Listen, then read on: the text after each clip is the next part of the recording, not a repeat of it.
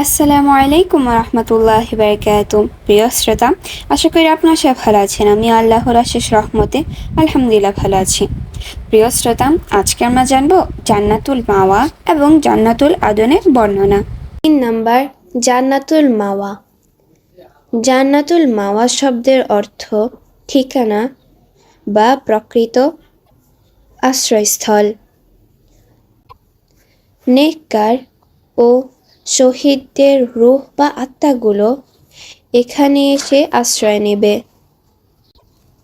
এত শান্তি দেখে তারা আর এখান থেকে বের হতে চাইবেন না। এজন্যই এর নাম করণ করা হয় জান্নাতুল মাওয়া। জান্নাতুল আদনের বর্ণনা।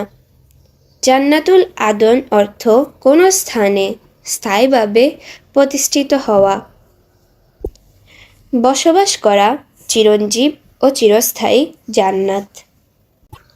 যেহেতু চিরস্থায়ী আবাস কখনোই শেষ হবে না, অনন্তকাল সুখ আর সুখ, শান্তি আর শান্তি, তাই এর নামে নামকরণ করা হয়েছে জান্নাতুল আদন।